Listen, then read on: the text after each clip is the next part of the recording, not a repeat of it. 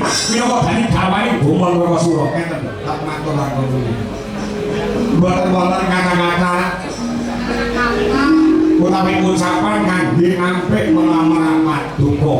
Nek kowe nampik pengalamanku apa pengin papane tak dadene karang apa niku sing kula kuat ora kuat kuat ora sak redek kowe omongan karo nggih saking merantap pengen kula niku makbro nanyep kabeh mboten kok niku wau sasal susun tembung kula panjenengan kok wedi niku nggih lek ngomong nggih ngoten niku lumangsane aku salah aku tahu sama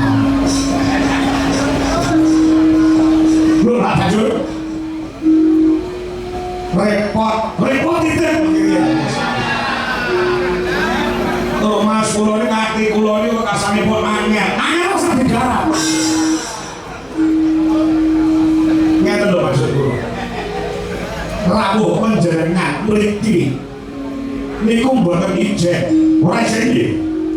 padha karepe padha sediane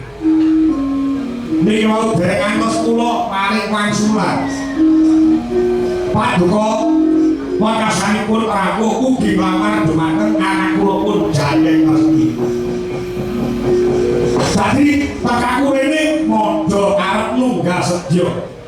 Padha-padha kepengin ngayunake dhumateng anak kula pun Jayeng Resti. Raden Gatotkaca minangka dadi dutane Raden Wisanggeni ing uga badhe nglamar dhumateng anak kula. Gatotkaca akan mandos mengatur niwoe wonten mriki panjenengan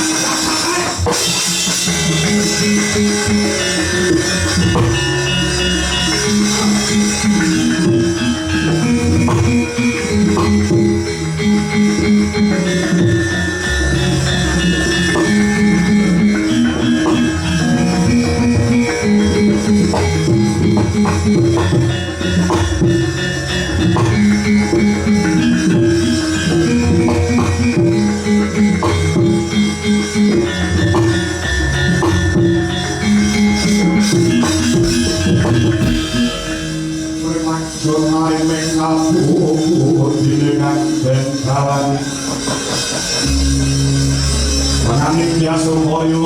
katane kakalasan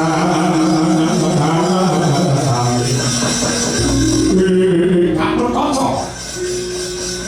Kakak Bimo Narono Sumo Idyat aku iki mun ampun sing dirumuri Panoropo Kakang Bimo Kartasura waton aku duwe sedya waton aku duwe karep kowe sing dadi parah kene Mas nalika yen rebutan Wahyu Topeng Waja Bimo Kartasura ya pengen kecon lan Wahyu Topeng Waja kowe lanu nyabu gawe lawan Bimo Kartasura bakasane aku karo kowe geger padha jelasan ana meneh perkara rebutan tikis tunggal aku karo kowe gesek aku karo kowe geger meneh ing perkara wadon perkara cah wedok maksa kowe bebarung sinah sing barung sinah kowe kakang Bimo dudu Gatotkaca mergo tekane kene iki dhisik Gatotkaca timbang kakang Bimo Kartasura cekak cepete kowe gelem lunga apa ora nek kowe ora gelem lunga lan ngendhake sedyamu ora mung adu jotos lawan Bimo Kartasura rawuh cekel kali gocimu tak antem pang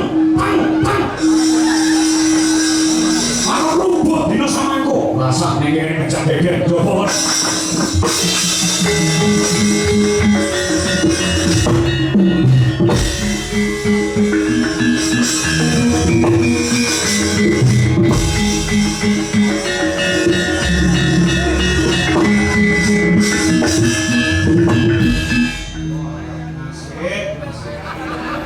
teko ayo bareng-bareng iki wis sawangane disilani bakale pertapan Cemara Gading iki dadi pamane wong Jolosan pamane wong Bondayuda geger meneh tapi nek biyen kanthi saiki geger ning jagat iki mung perkara loro geger ning donya nganti jotosan nganti paten-patenan kuwi mung perkarane jalanane mung perkara loro